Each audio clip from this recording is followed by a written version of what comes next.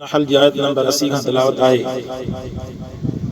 अॻ में अल्लाह तबारक व तआला इंसान खे रिज़्क़ जी आसानी समझाइण जे लाइ रब साईं मिसाल ॾियणु फरमायो पखियुनि ऐं परिंदनि जो। पखियुनि ऐं पुखड़नि जो मिसाल ॾेई करे इंसान खे सम्झाईं त इंसान जॾहिं इन्हनि खे अल्लाह तबारक व तआला रोज़ाना रोज़ी अता थो फरमाए त इंसान तो अशरफुल मखलूक़ात आहे, तोखे बि रोज़ी पहुचाइण मां अल्लाह तबारक व तआला जो ज़िम्मो आहे। वो इंसान तो अल्लाह तबारक व तआला जे ज़िम्मे ते यकीन न करे इहो पंहिंजो पाण खे पोइते थो उछलाए। हाणे रिज़्क़ जा खज़ाना अल्लाह जी ज़ात वटि आहिनि, पर अल्लाह खे इंसान ख़ालिक़ ऐं राज़िक़ सम्झे त रब खां घुरे न, वरना अॼोके वक़्त में बि अल्लाह उहो ई रब आहे जंहिं कि जॾहिं अल्लाह जा बाना ॿाॾाईंदा त अल्लाह तबारक व तआला उन्हनि जे दर ते रिज़्क़ खाधो पचाए लथी करे पहुचाईंदा। सहाबा किराम रिज़वानुल्लाह अलैहिम अजमाइन जो वाक़ियो अचे थो न त के सफ़र में हुया त उन्हनि खां अचानक जेको आहे खाधो ख़तम थी वियो। हिकिड़े शख़्स खे मोकिलियऊं त साईं जन वटि वञी करे दरख़्वास्त खणी वञ। अमीर जूं साईं जन हुया त साईं जन वटि दरख़्वास्त खणी वञ। साईं जन खे चयो त साईं असां वटि राशन पाणी ख़तम थी वियो आहे, को बंदोबस्त थी वञे।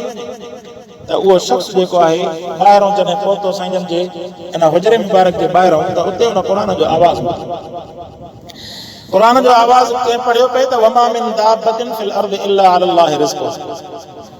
फरमाई त जेको बि चुरंदड़ ज़मीन जे तख़्ते ते आहे उन जो रिज़्क़ जो ज़िम्मो मुंहिंजे अल्लाह जे मथां आहे। उन शख़्स इहा आयत ॿुधी उन्हनि जो यकीन कामिल एतिरो हुयो जो साईं जन वटि वियो ई कोन, पंहिंजो पाण पोइते मोटी आयो। अञा जो पोइते मोटी आयो त उते काफ़िले वारनि वटि खाधे जा ताम जा जेके बदश भरिजी करे उन्हनि जे साम्हूं अची करे ॿ शख़्स खणी अचे उन्हनि वटि पहुता। उन्हनि खाई पी करे ढव कया। ढव करण खां बाद में कुझु उन्हनि जो बची पियो त उन्हनि मशवरो कयो त बाबा हाणे उन्हनि इहो सम्झो त साईं जन मोकिलियो आहे असांजी तरफ़ ताम, त उन्हनि उहो बचियलु ताम रसूलुल्लाह सल्लल्लाहु अलैहि वसल्लम जी ख़िदमत में मोकिलायो। साईं जन उन्हनि खां पुछो त हे तव्हां काॾो आंदो? साईं तव्हां त मोकिलियो। फरमाई त मां न मोकिलियो, मुंहिंजे रब अल्लाह तव्हांजे लाइ बंदोबस्त कयो। त पोइ जंहिं कासिद खे मोकिलियो उन खां पुछनि त अल्लाह जा वली तोखे जो असां मोकिलियोसीं, तूं कीअं मोटी आहीं? चई त मां जॾहिं उते पहुतमि मुंहिंजे कन जे मथां जॾहिं आवाज़ पहुतो त काइनात जे तख़्ते ते कोई चुरंदड़ अहिड़ो न आहे, उनजे रिज़्क़ जो ज़िम्मो मुंहिंजे अल्लाह जे मथां आहे। जॾहिं इहा क़ुरान जी आयत जो ॿुधो असांजो यकीन पको आहे, मां उहा आयत ॿुधी करे मोटी आयुमि त पंहिंजो रब पाण मोकिलियो। ऐं अल्लाह तबारक व तआला उन आयत उन यकीन जे मुताबिक़ अल्लाह से मोकिलियो फरमायो। अल्लाह अॼोके वक़्त में बि असांजूं दुआऊं उहे क़बूल करे सघे थो जीअं अल्लाह पाक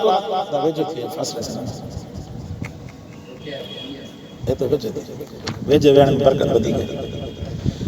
अल्लाह तबारक व तआला खां इंसान अॼु बि जेकर यकीन कामिल सां दुआ घुरे न त अल्लाह पाक इन दुआ खे क़बूल करणु फरमाए थो।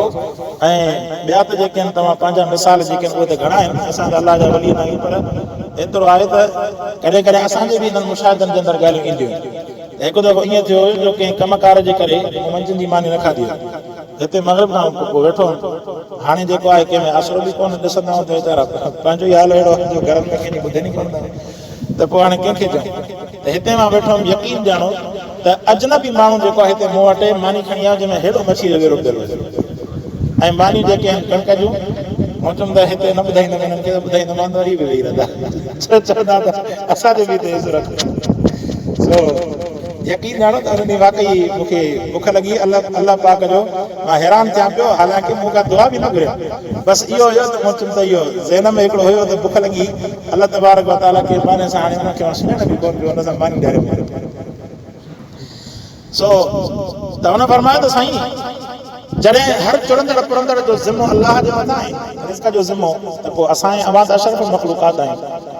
त असांखे बि इन सोचण जी ज़रूरत आहे इंसान जे लाइ रिज़्क़ कमाइणु अॼु बि सवलो आहे, सफ़ा सवलो आहे, पर पंहिंजी ख़्वाहिशुनि जे करे इंसान पंहिंजे लाइ रिज़्क़ कमाइणु ॾुखियो बनाए छॾियो। इंसान पंहिंजो लाइफ स्टाइल जेको आहे ज़िंदगी गुज़ारण जो तरीक़ो एॾो महांगो करे छॾियो त भाॼियुनि खां सवाइ इन्हनि खां सवाइ मानी खाइण जो त असां वटि वजूद ई कोन्हे। हालांकि अॻु में जेके आहिनि चङा भला मालदार माण्हू बि सुबुह जे वक़्त में छा सां लस्सी सां नाश्तो कंदा हुया, मंझंदि जे वक़्त में चङा भला जेके आहिनि असांजे ॻोठनि में वॾेरा सिंधंदड़ बि इहे खटाइण सां मानी खाईंदा हुआ।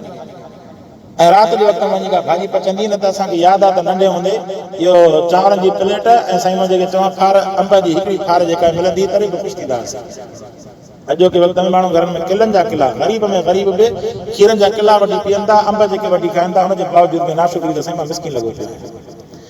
सो ॿिए नंबर ते हिकु त नाशुक्री ऐं ॿिए नंबर ते इहो त असां जेको आहे पंहिंजे रिस्क जी जेका तरीक़ेकार आहे न उहो पाण तइ कयोसीं।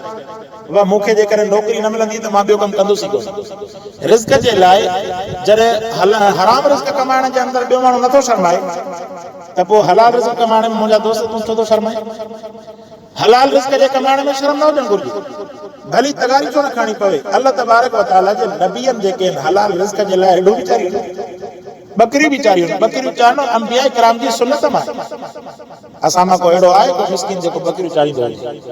अल्लाह तबारक व तआला सभिनीनि खे उन लेवल खां मथे रब सां रखणु फरमाए।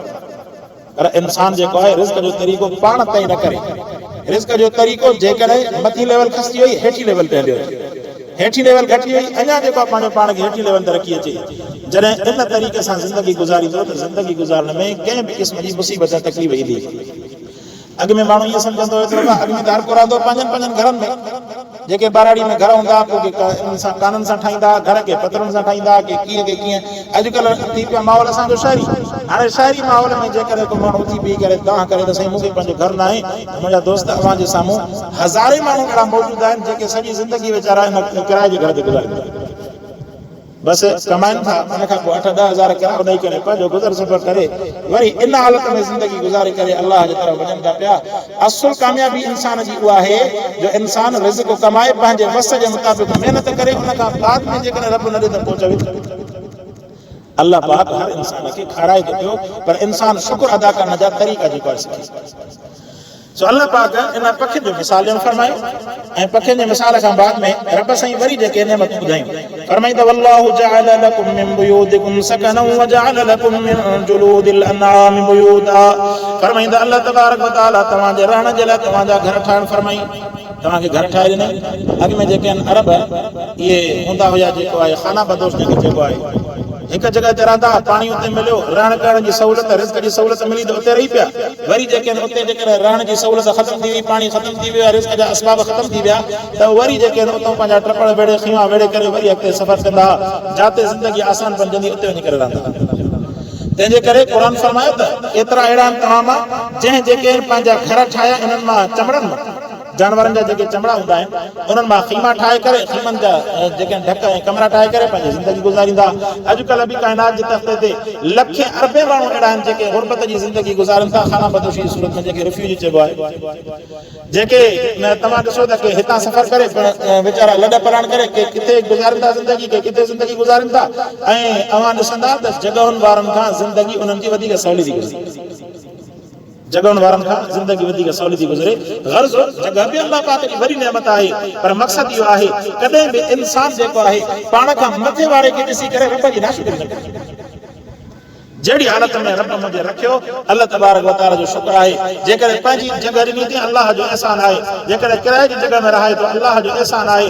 उन्हनि माण्हुनि खे ॾिसी करे रब जो शुक्र अदा करणु घुरिजे जिन खे पंहिंजे जेको मथो ढकण जे लाइ छित बि कोन्हे, जिन खे पंहिंजा अघ ढकण जे लाइ जेके आहिनि कपिड़ा बि कोन्हनि, जिन खे वक़्त ते मानी बि खाइण जे लाइ पूरी कोन्हे, उन्हनि खे ॾिसी करे मुंहिंजे रब जो शुक्र अदा करे, छो त मिलंदो हिनखे उहो ई नसीब जेको हिन जे नसीब में लिखियलु हूंदो। हिन जे रड़ियुनि करण सां को नसीब हिन जो ठहंदो कोन, रड़ियुनि करण सां रहंदो नाशुक्री थी पवंदी, अल्लाह खे नाराज़ करे। क़ुरान फरमाए वल्लाहु जअल लकुम मिन बुयूतिकुम सकना।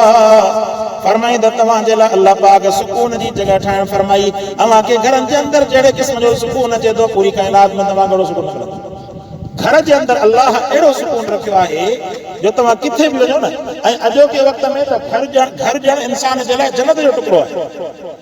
हिकिड़ा आहिनि त रब जा घर, हाणे रब जे घरनि जी नेमत हिकिड़ी पंहिंजी आहे, अल्लाह जा घर त वाक़ई जन्नत जा हिसा आहिनि, पर पंहिंजे घर जे अंदरि रहाइश तव्हांजो के वक़्त में सफ़र करे ॾिसो, जॾहिं इंसानियत मां मोहबत निकिरी वई, इंसानियत मां मोहबत ख़तम थी वई, तव्हांखे मिटनि माइटनि ऐं दोस्तनि वग़ैरह जी औताक में घरनि में तव्हांखे सुकून कॾहिं बि कोन मिलंदो। जेको सुकून तव्हांखे पंहिंजे घर में मिलंदो, इहो सुकून पंहिंजे घर में ॾियण वारी ज़ात मुंहिंजा अल्लाह। क़ुरान फरमाए वल्लाहु जअल लकुम मिन बुयूतिकुम सकना। फरमाईंदा अल्लाह पाक सुकून जी जॻह ठाहिण फरमाई। अव्हां खे घरनि जे अंदरि जहिड़े क़िस्म जो सुकून अचे थो पूरी काइनात में तव्हां घणो सुकून मिलंदो। हालांकि पंहिंजनि घरनि जे अंदर भी इंसानियत जे अंदर मोहब्बत न रही आहे, पर उन रब जा केड़ा करोड़ एहसान आहिनि जो पंहिंजे घर जे अंदर इंसान जॾहिं रहे थो त दुनिया व माफिया खां बेखबर थी करे अहिड़ी सुकून वारी निंड अचे थी। पंहिंजे बचड़नि खे इंसान ॾिसे थो पंहिंजे घर जे अंदर जॾहिं इंसान रहे थो त केॾो सुकून दुनिया ऐं माफिया जे सभिनि ख़ौफ़नि खां बेखौफ़ थी करे रुगो जेको आहे इन सुकून जे अंदर इत्मीनान जे अंदर वञी करे पंहिंजी ज़िंदगी गुज़ारे थो। मुंहिंजे रब फरमायो तव्हांखे घरनि जे अंदर सुकून ॾियण वारी ज़ात मुंहिंजे अल्लाह जी। वरना केतिरा इंसान तव्हां ॾिसो रोज़ानो अख़बारूं भरी पियूं आहिनि, को इंसान ख़ुदकशी थो करे, कंहिंखे कावड़ लॻी थी पंहिंजे पीउ मां सां त रसो जेको आहे गिचे में विझी करे ख़ुदकशी करे पंहिंजे पाण खे ख़तम थो करे छॾे। अल्लाह एहसान फरमायो जो इस्लाम ॾिनई ऐं क़ुर ॾिनई, अल्लाह मुहम्मद मुस्तफ़ा सल्लल्लाहु अलैहि वसल्लम जी ताबेदारी ॾिनी। अल्लाह तबारक व तआला फरमाईंदे इंसान तव्हांजे लाइ तरबियत आहे, ही स्कूल आहे, ही कॉलेज आहे, ही यूनिवर्सिटी आहे जंहिंजे अंदर क़ुर अल्लाह तबारक व तआला इन क़ुर जे ज़रिए सां सबक़ ॾेई करे इंसान जी ज़िंदगीअ खे सुहिणो ऐं सवार फरमाए। इंसान जे रूह खे अल्लाह तबारक व तआला सिंगार फरमाए न क़ुर सां। फरमाईंदा मिन बुयूतिकुम सकना वजअल लकुम मिन जुलूदिल अनआम। ऐं उन वक़्त में जेके मूं अर्ज़ कयमि त खाना मदो जेके लॾ पलाइण वारा हूंदा हुया न उहे इन जानवरनि जी खरुनि मां पंहिंजा घर ठाहींदा। तस्तखिफूनहा उहे घर उन्हनि जे लाइ हल्का हूंदा।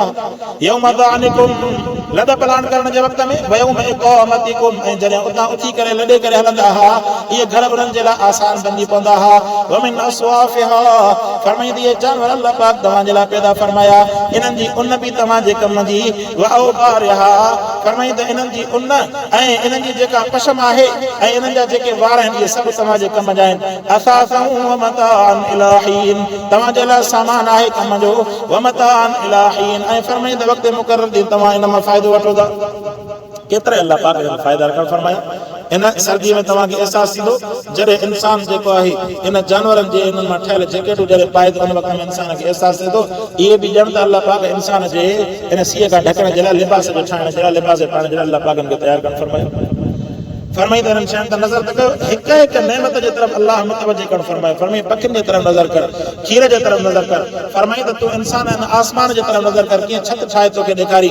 तूं पंहिंजे अखियुनि जे तरफ़ नज़र कर, रब कीअं तोखे अखियुनि जहिड़ी नेमत ॾिनी। पंहिंजे कननि जे तरफ़ नज़र कर, तव्हांखे पंहिंजे माउ जे पेट मां पैदा करण वारी ज़ात मुंहिंजे अल्लाह जी आहे।